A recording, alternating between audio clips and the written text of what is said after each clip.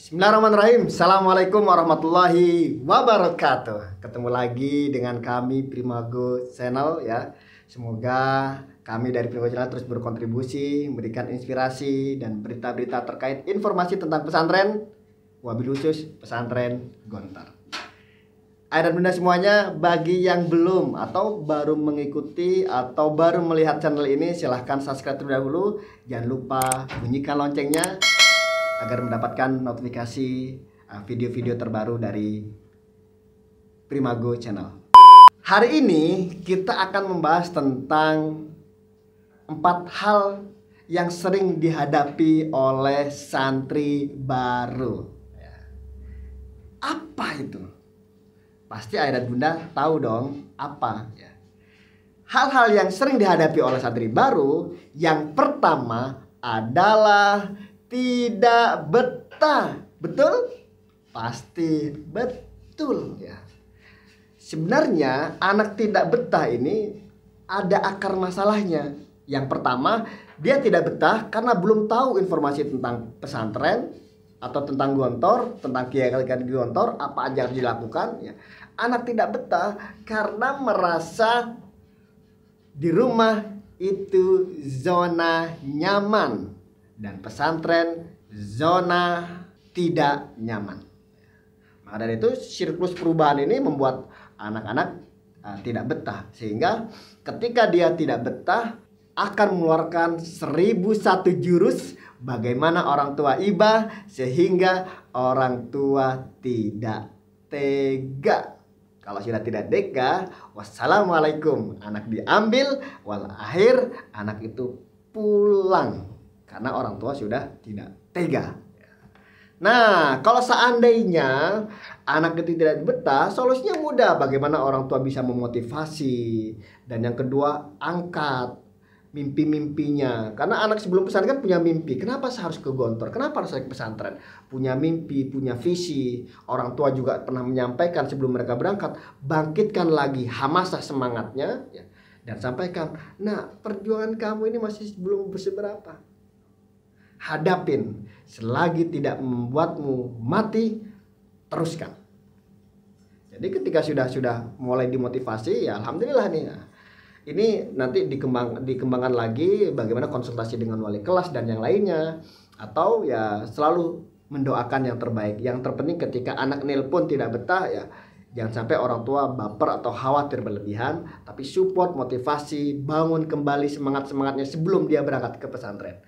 Dan rata-rata ada di kita yang merasa, mohon maaf nih, yang merasa tidak betah di pesantren itu rata-rata yang mungkin mereka belum mengetahui kegiatan-kegiatan di Gontor sebelumnya, atau mereka belum pernah mengikuti kegiatan-kegiatan bimbel dan yang lainnya, sehingga hal itu sering dijumpai. Ini yang pertama. Yang kedua, apa? Disiplin.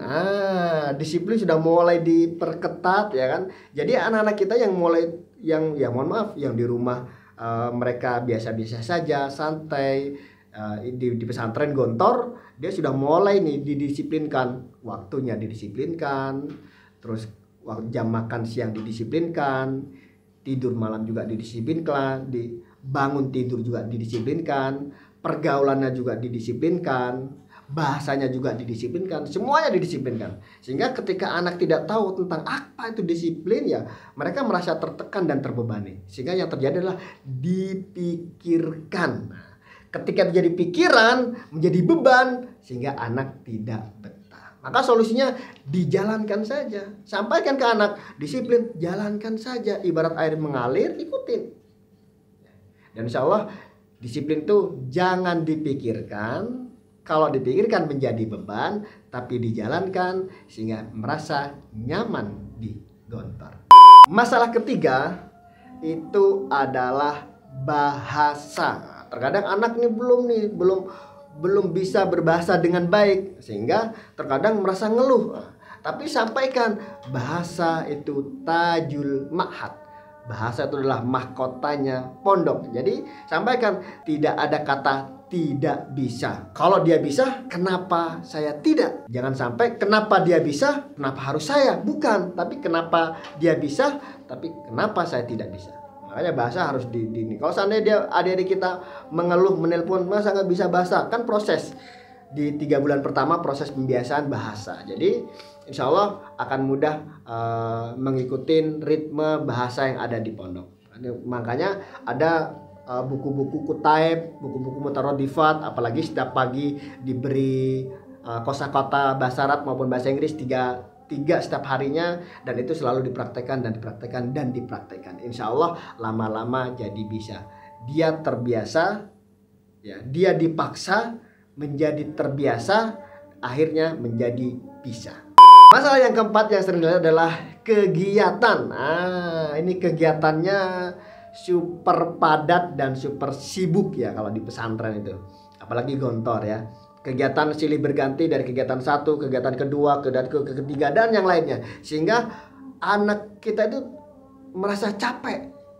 Tapi ini bisa kalau seandainya dia menikmati ritme yang dilakukan, insya Allah tidak ada kata capek.